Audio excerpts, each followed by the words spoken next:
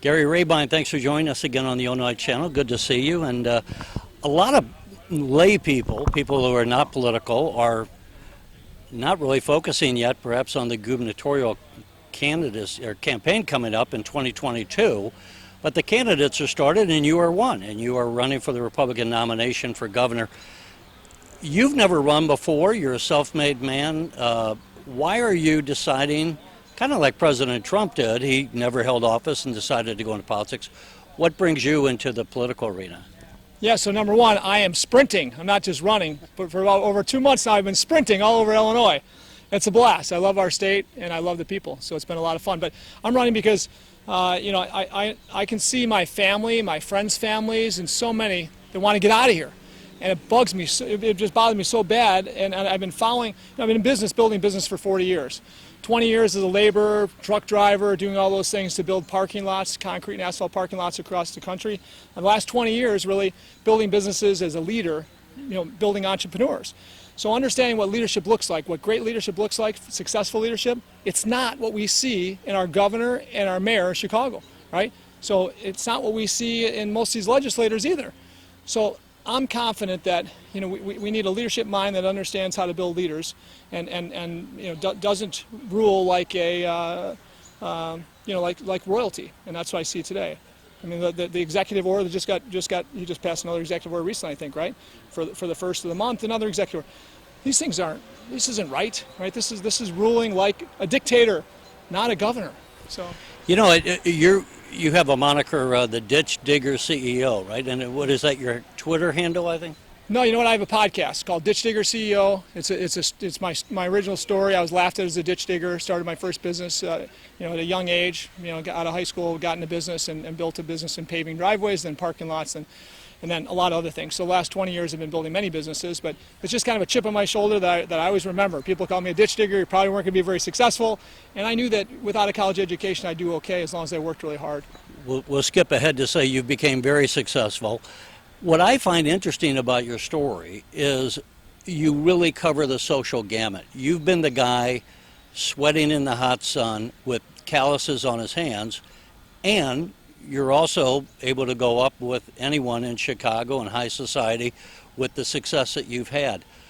Is that one of the things that gives you any kind of an edge over some of the other candidates as you go out and meet the people? I think it's a differentiator. So in business and life, I think if you have strong differentiators that make you, bring a different light to anything in business or politics, I think is a big deal. My hands, I got scars all over the place, broken fingers, right, calluses, right, and that's I love it. I'm blessed to have that. I'm blessed to be able to work side by side with great people, driving truck, operating equipment, laboring, right, concrete and asphalt. I love that stuff, right? But I also love the last 20 years of my career, which has been building businesses, being a CEO, and grooming CEOs. So I believe the difference is I understand labor like nobody else running. I understand the way the country works when it comes to attracting jobs to their states. We do a lousy job of it. I understand how the country works when it comes to taxing people out of their states. We do a lousy job, or I should say a good job at that, taxing people out of our state. And now the biggest thing that's come about in the last year and a half is the culture. I mean, we can't get people to leave because we're chasing jobs away. If we can't get them to leave because our taxes are the highest in the country, well, let's just ruin our culture. Let's ruin our schools and our policing. That's what we're doing today.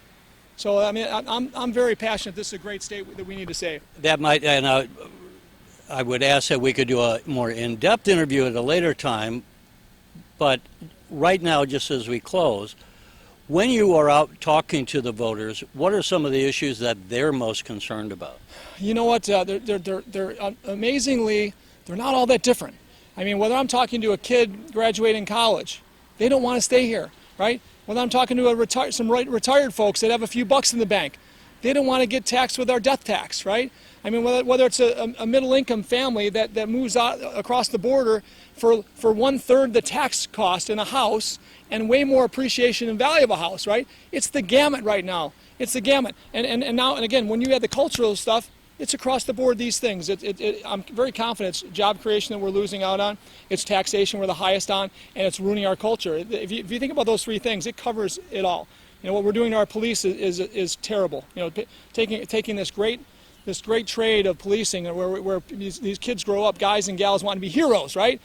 And now they're not heroes, they're looked upon as zeros, right? By some of our politicians, by some of our press, right? It's craziness. When we look at our education system, I guarantee you most of our teachers don't want to teach sex education in kindergarten, first, second, third grade. I can tell you, the teachers I'm talking to don't want that, right? So I think this is we're getting led through a Pritzker, Lightfoot socialist agenda, and we've got to stop it. We've got to stop the bleeding before we lose this great state.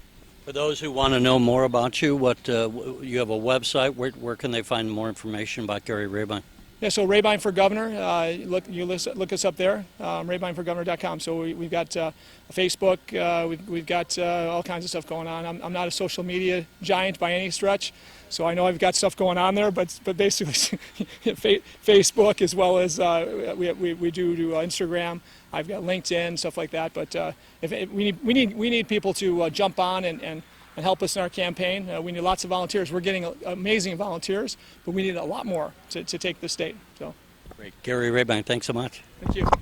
Thanks for watching, and if you haven't already, please consider subscribing to our channel. And while you're at it, please leave us a comment.